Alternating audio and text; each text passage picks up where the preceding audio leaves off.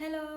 Alors ça fait trop plaisir de se retrouver sur YouTube parce que en fait ça fait un mois que je n'ai pas tourné de vidéo et en fait ça fait trop bizarre de parler à la caméra, de vous parler, je suis trop contente. Alors aujourd'hui je veux vous parler de quoi? Alors je vais vous donner tout simplement des conseils avant de se lancer en entrepreneuriat. Donc et oui parce qu'en fait on peut pas ouvrir une entreprise, enfin on peut mais c'est risqué, mais pour moi on ne peut pas ouvrir une entreprise sans avoir réfléchi des étapes et c'est pour ça que je suis là aujourd'hui pour vous donner des conseils. Mais il y a des gens qui vont dire oui, l'entrepreneuriat, c'est pas possible parce qu'il faut avoir des diplômes, il faut être riche, il faut avoir une grosse rentrée d'argent pour investir dans un grand local, etc. Mais en fait, non, pas du tout. En fait, vous pouvez créer une micro-entreprise, commencer sans local, investir des petites sommes pour pour commencer à faire vos ventes. Donc, contrairement à ce que vous croyez, si vous pensez ça, tout le monde peut créer une entreprise, moi-même j'explique que mon cas, donc je suis maman de deux enfants. Avant tout ça, je voulais faire des stages, des formations, avoir absolument un CDI. Et en fait, je me suis rendu compte que il faut avoir des diplômes, ou soit pas forcément, mais dans certains domaines que je voulais faire, il fallait avoir des diplômes. Voilà, et comme moi, j'avais pas tout ça, toutes ces expériences-là, j'avais pas fait de stage ni de formation.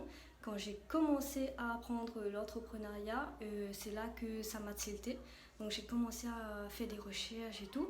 Et quand j'ai réalisé que c'était possible de créer une entreprise, je me suis dit, voilà, pourquoi pas ne me lancer et regardez, aujourd'hui, j'ai réussi à ouvrir mon entreprise, même sans diplôme, même sans avoir beaucoup d'entrée d'argent. Et voilà, sache que c'est possible. Mais bon, c'est pas ça le sujet de la vidéo. Aujourd'hui, je vais vous donner des conseils en entrepreneuriat. Donc, comme je vous ai expliqué, ces étapes-là sont importantes. Et les conseils, c'est la clé de l'entrepreneuriat. Donc, restez jusqu'à la fin de la vidéo. Mais avant de commencer la vidéo, comme d'habitude, je me présente. Je m'appelle Héloïse, j'ai 21 ans et j'habite à l'île de la Réunion. Et surtout, n'hésite pas à t'abonner si ce n'est pas encore fait. En fait, j'espère atteindre mes 1000 premiers abonnés. Non, mais là, je vois loin. Voilà, donc j'espère au moins minimum avoir 100 abonnés.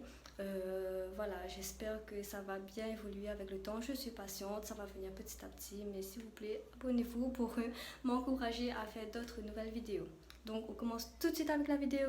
Donc conseil numéro 1, c'est de réfléchir dans quel domaine vous allez vous lancer. Alors oui, il faut réfléchir dans le domaine que vous se lancez parce qu'il faut savoir qu'il y a deux types de choses, ou trois même. Mais la troisième, moi je suis pas trop expert là-dedans. Donc en fait, il y a la prestation de service, c'est-à-dire si on a envie de rendre service à quelqu'un et être rémunéré pour les services qu'on va offrir à nos clients. Je vous donne un exemple. Par exemple, si vous voulez laver des voitures, le client va vous payer. Donc voilà, il n'y a pas de vente d'objets en fait. Par exemple, je ne sais pas si vous voulez faire pour les filles de la manicure. Dans ce cas-là, c'est aussi une prestation de service parce que vous faites des ongles et le client vous facture parce que vous avez fait les ongles, vous n'avez pas vendu un objet. A contrario, si vous avez envie de plutôt faire de la vente, c'est-à-dire être commerçant, comme je vous ai expliqué, il va falloir vendre des objets. Donc comme dans mon cas, je vends des produits beauté, par exemple, je vends des bijoux, des accessoires de mode, donc, et de la maroquinerie aussi, etc. Donc voilà, ça c'est plutôt être commerçant. Donc à vous de réfléchir dans quel domaine vous allez vous lancer et surtout choisir quelque chose que vous avez envie de faire, quelque chose que vous aimez ou quelque chose qui vous passionne. Après, comme je vous explique, une idée, ça vient pas tout de suite en tête parce que moi, ça a pris beaucoup de temps. Parce que ce qu'il faut penser, c'est de réfléchir. Alors, est-ce que ça va vendre? Est-ce que c'est pas quelque chose de pris dans ce domaine-là? En fait, il y a plusieurs domaines il y a tellement de domaines qu'en fait, il faut bien se renseigner ce qui se vend, ce qui se vend plus, etc. Surtout, il faut être à la page, rechercher des nouveautés. C'est pour ça que je vous dis, ne vous inquiétez pas si vous ne trouvez pas votre idée tout de suite maintenant comme ça, mais ça va venir, plus vous allez réfléchir, plus vous allez vous renseigner, vous allez trouver votre idée. Donc conseil numéro 2, une fois que vous avez trouvé votre domaine d'entreprise, il va falloir chercher le nom de votre entreprise. Donc voilà, comme moi, je vous explique mon cas. Moi, je suis dans la vente, comme je vous ai dit, de produits beauté, de maroquinerie, etc. Donc il fallait que je cherche un nom dans ce domaine-là. C'était très compliqué parce qu'il y a des noms qui sont déjà pris. Ne vous inquiétez pas, on trouve toujours son nom d'entreprise. Moi, comme je vous dis, Mon nom d'entreprise, je ne l'ai pas trouvé en un claquement de doigts. C'est venu comme ça en fait dans ma tête tout d'un coup. Je me suis dit, ah mais pourquoi pas Pack Ideas. Parce que en fait moi je fais des packs avec des bijoux, avec ce que je vends en fait, des packs. Et je me suis dit pourquoi pas Pack Ideas. Ideas, je vous dis en anglais idée, donc idée de pack. Et voilà, depuis là j'ai gardé ce nom. Donc à vous de réfléchir après avoir trouvé bien sûr votre domaine d'entreprise, votre nom d'entreprise. Conseil numéro 3, il va falloir réfléchir de combien de budget on aura pour ouvrir son entreprise. C'est-à-dire, en fait, il y a plusieurs points. Soit tu as un monnaie déjà d'épargner et là tu peux dire voilà c'est bon je peux investir tant. À toi de voir combien tu as envie d'investir. Soit tu décides de te lancer dans un prêt si tu as envie d'avoir, je sais pas, un commerce, si vous avez envie d'avoir un gros stock. Mais après, je vous conseille de ne pas commencer par un gros stock parce que c'est possible que ça ne part pas tout d'un coup comme ça. Donc, commencez toujours par un petit stock. Et comme je vous dis, si par exemple, si vous ne pouvez pas faire de prêt, si vous ne pouvez pas avoir une épargne, moi ça a été mon cas, c'était très compliqué, je me suis dit oh là là mais je peux pas faire de prêt, je peux pas, j'ai pas d'épargne, comment je vais faire pour vendre mon entreprise, j'ai trouvé mon nom, j'ai trouvé mon domaine mais je peux pas investir. Et là il y a une idée qui est venue dans ma tête, donc je me suis dit pourquoi pas commencer avec 50 euros, faire une petite commande de 50 euros avec un petit stock en fait. Je me suis dit, bah, si par exemple je revends, j'aurai un bénéfice et à partir de ce bénéfice-là, bah, je peux revendre encore plus cher et investir, bah, par exemple si j'ai reçu 100 euros, sur les 50 euros, je peux investir 100 euros. Et voilà, après ça monte 150, 200, etc. Et c'est là que voilà, tout commence avec des petits investissements en fait. Mais moi ce que je conseille vraiment, parce que en fait si vous commencez par un gros stock, après si vous avez de la chance de pouvoir vendre tout ça, c'est parfait. Mais pour un début, je conseille vraiment de prendre un petit stock. Mais par contre, après, si vous faites de la prestation de service, il faudra juste investir dans les trucs dans les matériels que vous avez besoin. Donc, par exemple, si vous faites de la manucure, je sais pas moi ce qu'il faut, mais je dis n'importe quoi. Enfin, je sais pas si c'est ça ou pas. Vous voyez les UV là qu'on met les doigts dedans, donc vous aurez besoin de ça certainement, des vernis, des capsules. Et après, il y aura juste les clients qui vous facturent en fait. Vous avez juste qu'à trouver votre matériel. Mais par exemple, moi dans la vente, quand j'ai déjà vendu mes ventes en fait, je dois chercher de nouvelles idées pour revendre, etc. Donc à vous de voir déjà dans quel domaine vous voulez vous lancer. Donc dans tout ça, je vous dis combien de budget vous avez besoin. Donc à vous de réfléchir si vous avez besoin de 50 euros, de 100 euros, si vous avez besoin d'un gros prêt par exemple pour avoir un local, etc. Donc moi pour ma part, en parlant de local, j'ai pas eu de local. Donc je fais mes ventes à point relais. En fait, tout mon stock est basé chez moi. Donc ensuite, conseil numéro 4, comment vous allez vendre vos produits ou vos services. Est-ce que vous allez prendre un local comme je vous ai expliqué? Est-ce que vous allez faire de la vente par relais? Est-ce que vous allez faire de la vente par envoi postal? Est-ce que vous allez faire vos ventes à livraison? Donc il y a plein de questions à se poser. Donc posez-vous les bonnes questions de comment vous allez faire vos ventes. Et c'est un sujet qu'il faut vraiment bien réfléchir. Conseil numéro 5, la question à se poser, c'est est-ce que vous avez besoin de partenaires ou pas pour vous lancer dans votre entreprise? Parce que en fait, ce qu'il faut savoir, c'est que vous pouvez avoir besoin de quelqu'un pour travailler avec vous. Pour ma part, moi je travaille seule, mais après si vous avez un projet de travailler avec quelqu'un pour commencer votre projet, c'est aussi une question à se poser. Ou sinon, est-ce que vous allez faire des VDI, c'est-à-dire est-ce que vous allez prendre quelqu'un pour vendre vos produits et qu'il perçoit une commission pour que vous lui fournissez seulement vos produits ou voilà, vos services, et que la personne touche une commission et vous aussi vous touchez une commission, tout en sachant que vous pouvez aussi vendre vos prestations ou vos produits. Ou sinon, est-ce que vous allez vous lancer aussi dans le partenariat? Donc à vous de voir si vous avez besoin de ces concepts-là.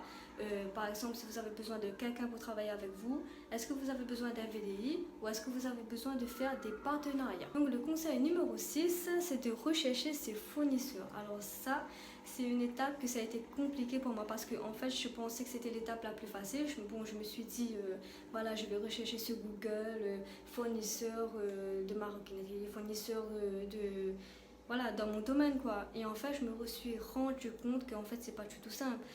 Après, je sais pas si dans d'autres domaines c'est plus simple, mais en fait, moi, dans mon domaine, ça a été plus compliqué parce qu'il y a des fournisseurs qui vous proposent des produits que vous n'allez pas forcément aimer. Vous voulez un style particulier et en fait, quand on vous propose d'autres styles, ça vous plaît pas forcément. Du coup, vous allez faire encore des recherches et beaucoup de recherches jusqu'à que vous trouviez votre fournisseur. Donc moi, ça a été mon cas. Pour ceux qui ne connaissent pas c'est quoi un fournisseur c'est que tout simplement c'est une entreprise qui va vous vendre des produits, des objets à bas prix pour que vous, avec votre entreprise, vous pouvez revendre plus cher pour avoir un bénéfice en fait. Alors une dernière chose par rapport aux fournisseurs, c'est que vous pouvez commander avec eux seulement si vous êtes inscrit, seulement si votre entreprise est immatriculée, parce que en fait les fournisseurs vont vous demander des numéros, donc il y a un numéro de tiré et un numéro de sirène.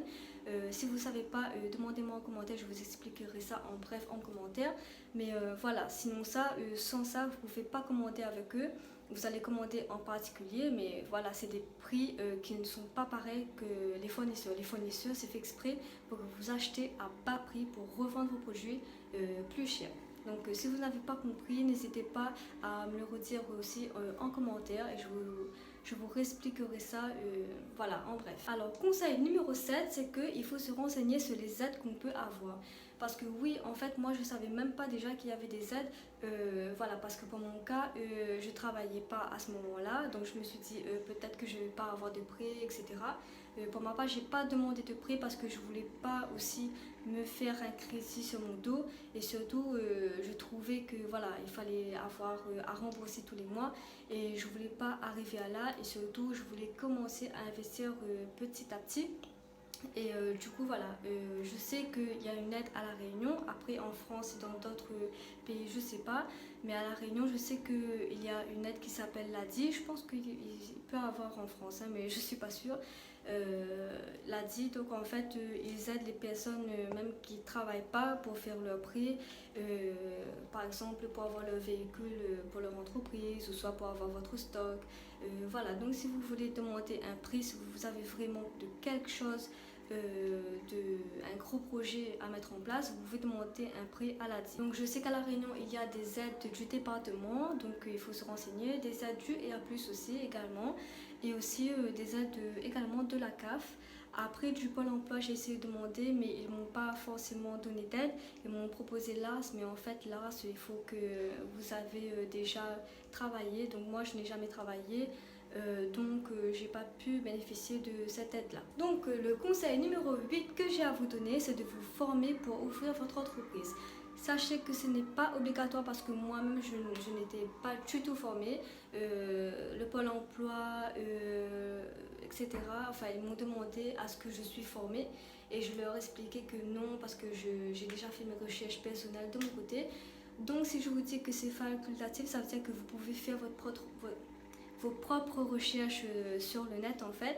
Vous avez toutes les réponses à vos questions, mais par contre il faut rechercher mais vraiment comment faire les démarches, qu'est-ce qu'il faut déclarer, etc. Donc j'ai une bonne nouvelle pour vous. Si vous ne voulez pas vous former spécialement dans un truc comme ça, parce que je sais qu'il y a des personnes qui n'aiment pas se former, je vais faire bientôt une vidéo sur les papiers à faire en entreprise, qu'est-ce qu'il faut déclarer, comment vous pouvez faire pour déclarer tout ça. Ne vous inquiétez pas, il y aura d'autres vidéos qui vont suivre. C'est pour ça que je vous dis, n'hésitez pas à vous abonner à ma page pour ne pas manquer les conseils sur l'entrepreneuriat. Donc le conseil numéro 9, c'est que vous devez noter sur un papier ou sur votre téléphone ou ordinateur des notes de ce que vous allez faire. Donc par exemple, quand je vous ai expliqué, il faudra chercher votre domaine, il faudra chercher votre nom. Il faut que vous notez toutes les étapes que vous allez faire. Donc par exemple, tout ce que je vous ai donné comme conseil, ça vous pouvez noter et essayer de rechercher ce qui vous manque pour votre idée d'entreprise, pour votre projet.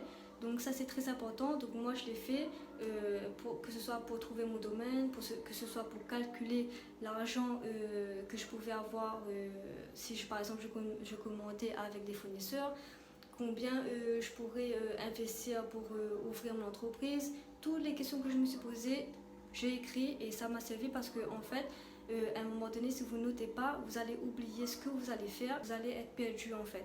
Donc c'est un conseil que je vous donne qui est très important. Notez toutes les choses que vous allez faire par la suite. Désolée, la caméra a coupé. Alors j'étais en train de parler mais ça a coupé. Oh là là, je suis dégoûtée. Donc je suis en train de parler dans le vide, mais bon, reprenons la vidéo. Donc le dernier conseil que je vous ai à donner, c'est le conseil numéro 10. Il ne faut pas attendre que vous soyez prêt pour vous lancer dans l'entrepreneuriat, parce que même si vous n'avez pas toutes les compétences, même si pour vous tout n'est pas parfait, il ne faut pas avoir cette peur-là de dire oh je vais attendre pour me lancer parce qu'il manque des choses. Oh je vais attendre parce que voilà, je ne suis pas prêt sur certaines choses. En fait, l'entrepreneuriat, c'est fait pour vous apprendre. Donc par exemple, moi quand je me suis lancée, je ne savais pas comment vendre, je ne savais pas comment j'allais faire pour trouver d'autres fournisseurs, parce que comme je vous ai dit, j'ai galéré pour trouver des fournisseurs. Donc j'ai appris tout ça au fil du temps, et en fait même si ça prend du temps, c'est pas grave, parce que même si une personne qui a tout, qui sait tout, qui a mis tout son, comment dire, son plan en projet, ça arrive qu'en fait quand il arrive, il se dit ah mince, voilà, j'arrive pas à faire telle chose, et il apprend de ses erreurs, c'est normal. Donc comme je vous dis, n'attendez pas d'être prêt pour ouvrir votre entreprise. Alors il faut réfléchir certes à certains conseils, à un plan de projet, mais après il faut pas attendre que tout soit parfait, parce que sinon ça, vous allez jamais commencer. Donc moi ça m'a pris 3 ans pour commencer. Je me suis dit bon allez, je vais me lancer, j'ai peur, je vais me lancer, j'ai peur, et à un moment donné je me suis dit mais pourquoi j'ai peur en fait. Donc je me suis lancée, je me suis dit bon bah si j'ai raté, voilà, ça m'apprendra, je recommencerai et c'est pas grave. Et donc voilà, donc je continue encore et encore à apprendre de mes erreurs, et c'est normal. Toute entreprise débute par ça. Et vous savez, les entreprises qui sont devenues riches maintenant, ça a pris 5 ans, 10 ans avant que ça se développe. Donc ne vous inquiétez pas, tout a un début. N'ayez pas peur, foncez. Donc voilà, je vous remercie d'avoir regardé cette vidéo jusqu'à la fin. Donc je vous ai donné tous les conseils que j'avais à donner. Donc j'espère que cette vidéo vous a aidé. Donc il y aura d'autres vidéos qui vont sortir sur l'entrepreneuriat. Surtout, n'hésitez pas encore une fois à vous abonner à ma page. Et si vous avez des questions, n'hésitez pas à me laisser en commentaire. Donc je vous répondrai. Et en tout cas, ça a été un plaisir de vous retrouver aujourd'hui avec cette nouvelle vidéo. Et voilà, à la prochaine!